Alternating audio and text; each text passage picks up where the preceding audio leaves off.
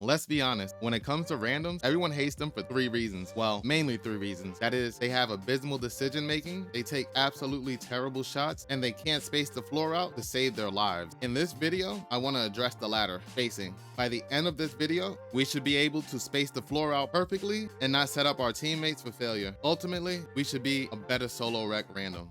When it comes to spacing, the general rule of thumb, as I see it, especially with these small ass courts, is you're gonna want someone in each corner, each wing, and then someone at the top of the key conducting the whole production. Usually, but not always, this is gonna be a point guard or whoever our team's most confident playmaker is at the time. Whoever that dude may be, they are going to have to be able to hook up and get past their mans. So if your idea of running the point guard is letting your defender ride your hip all the way out to me standing in the wing before attempting some weak ass pass that gets Deion Sanders style picked off, then you should probably rethink your position choice and maybe go play another role, because point guard certainly isn't it for you. And I mean that respectfully, but know that this dude right here is vital to the whole show, because once the randoms on our squad sees that the point guard or primary playmaker is sus, that's when all hell breaks loose and they start going rogue, which is something that we just don't want. Trust me, it is GG's once the big starts trying to go coast to coast with it. They're barely gonna make it past half court. Trust me, I've seen it. Next, we have the wings. In the wings, you are usually going to find your best shooters and secondary ball handlers. Normally, but again, not always, that's gonna be your shooting guard and small forward. These dudes have got to be comfortable with their jump shot, and ideally, they should have their cues mastered. In a perfect world, they should also be able to dribble or create in the event that the point guard is still going through it at the top of the key and needs to get tagged out.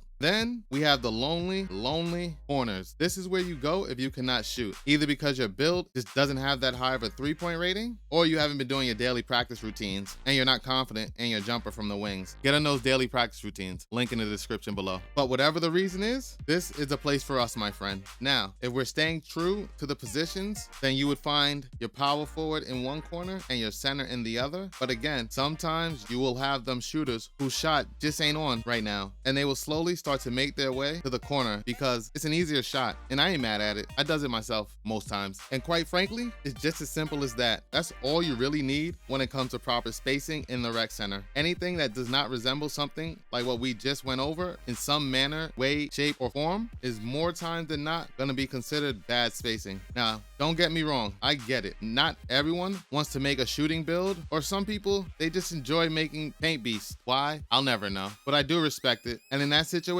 you would have to run a 4 out, 1 in, where you have that non-shooting player. Hopefully it's the big working out of the post, unless they made a Dwight Howard type of athletic finisher who has no post game whatsoever, but does have a 99 driving dunk for no reason. In which case, you would have to run pick and roll. If this is the case though, I would suggest that the big and one of the wings switch and let the point guard have a little bit of extra space to work with, but that's just me. And then if you have 2 non-shooting players on your squad, oh man, it's GG's. If you notice that in the rec lobby, you better back out. Stop playing. But I know, at this point, you're probably thinking, this is just a pipe dream. And I ain't even gonna lie. You will normally have to run with a squad in order to see this level of spacing. But I will say that from my experience, most randoms will start off the game in some type of decent spacing, even if it's not perfect. And as the game wears on, it will slowly start to deteriorate. Usually, it's because of lost faith in the point guard. But if you don't take away anything from this video, take away this. At the end of the day, there should never be 3 people on the same side of the court, and don't stand in the spot where one defender can guard 2 players. If you can remember these 2 things, then you should be good money when it comes to solo rec. Now, we went over where to set up on offense. Next, we need to attack the second half of the bad spacing equation, and that's the overcutting issue that the community has. If we can get this video to 500 likes, I will drop that cutting video. But to the next time we meet on them virtual courts, luck out. Peace.